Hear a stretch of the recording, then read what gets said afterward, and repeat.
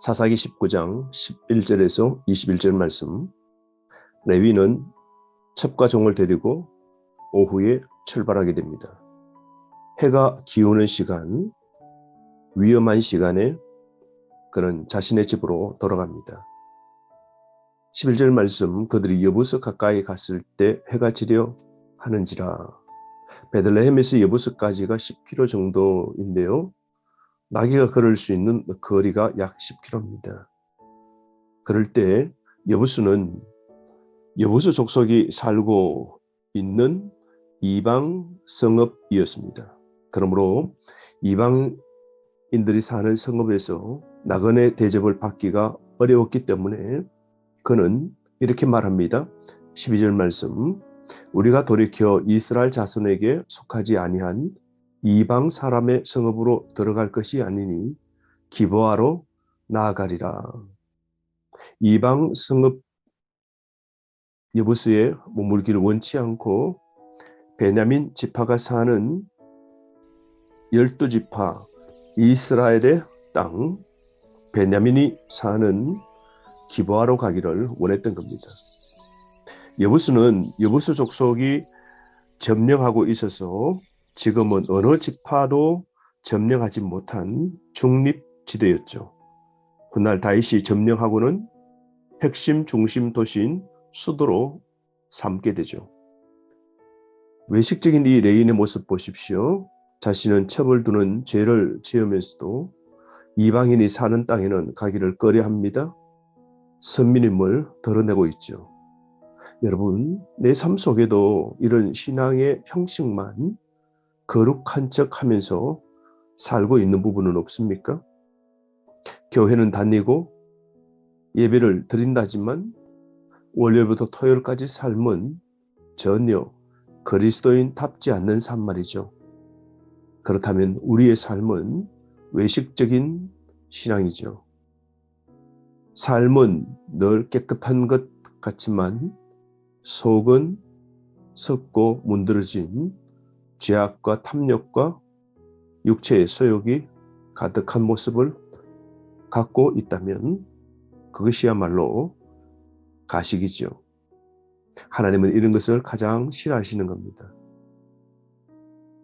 그러므로 그는 결정하고 종을 데리고 기브아나 더 지나 라마까지 가고자 출발합니다. 14절 말씀, 그는 베냐민에 속한 기브아에 가까이 이르렀을 때 해가 다 져버립니다. 그래서 라마까지는 더 이상 진행하지 못하고 기브아 도시에 들어가게 되죠. 동족의 성읍에서 그는 그곳에서 대접받기를 원했던 겁니다. 15절 말씀 보시면 그런데 그곳에서 차가운 냉대를 받게 됩니다. 보십시오. 기브아에 가서 유숙하려고 그리로 돌아 들어가서 성읍 넓은 거리에 앉아 있으나 그를 집으로 영접하여 유숙하게 하는 자가 없었더라.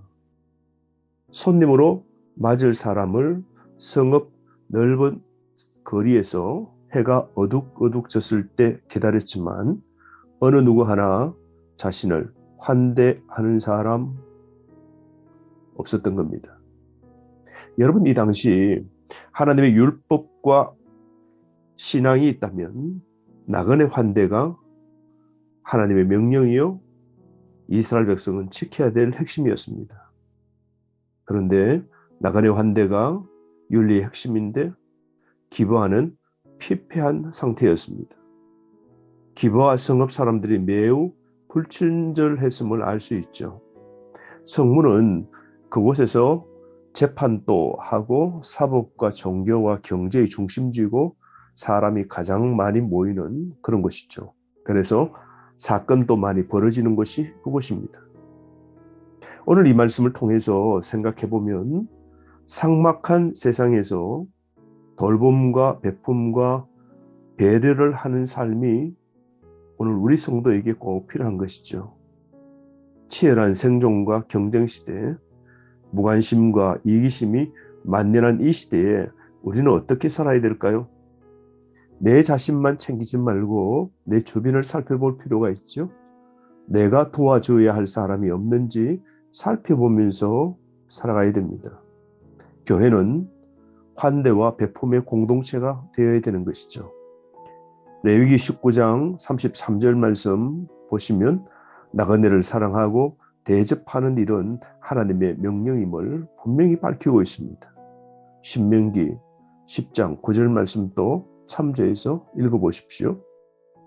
그러므로 사랑하는 성도 여러분, 오늘 내 마음도 차가워지고 사랑도 없는지 살펴보아야 됩니다.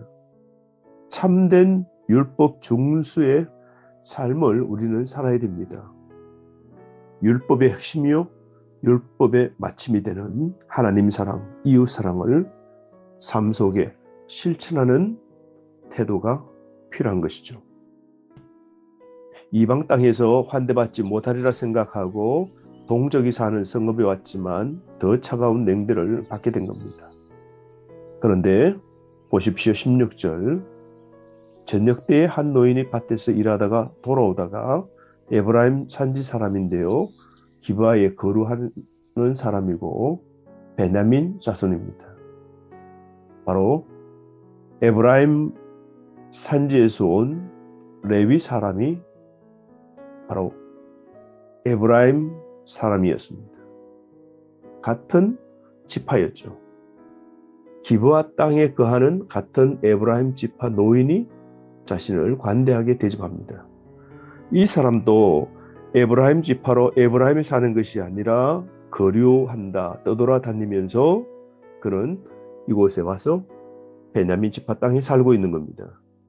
노인이 그래도 마음이 열린 사람입니다. 그래서 17절 말씀 그 앞에 찾아가서 묻습니다. 그들은 어디로 가며 어디에서 왔느냐라고 묻습니다. 그러자 레위 사람은 자신이 지금 어떻게 해서 어느 곳으로 가고 있는지 자신의 삶을 밝힙니다. 특별히 18절 말씀 이제 여호와의 집으로 가는 중인데 나를 자기 집으로 영접하는 사람이 지금 없나이다. 여호와의 집으로 가는 중이라 그러죠. 여호와의 집, 이것은 실로의 장막, 성막 말하죠. 그러므로 자신이 레위인임을 돌려서 말하죠. 그래서 자신을 영접하도록 하려는 겁니다. 19절 말씀에 보면 레위인은 우리는 먹을 걸 다 지금 챙겨왔기에 당신의 식량을 축내거나 번거롭게 하지 않을 것이라고 그렇게 밝힙니다. 그러자 20절 노인이 이렇게 말합니다. 그대는 안심하라. 이 말은 히브리어로 샬롬 라크입니다. 샬롬, 평강이죠. 하나님의 평강이 임할지어다. 축복하죠. 여러분, 하나님 주신 최고의 계명은 이웃을 사랑하는 겁니다. 남에게 베푸는 삶을 살아가는 것이죠. 지극히 작은 소자에게 냉수 한 그릇 대접하는 것 꼭 필요한 겁니다.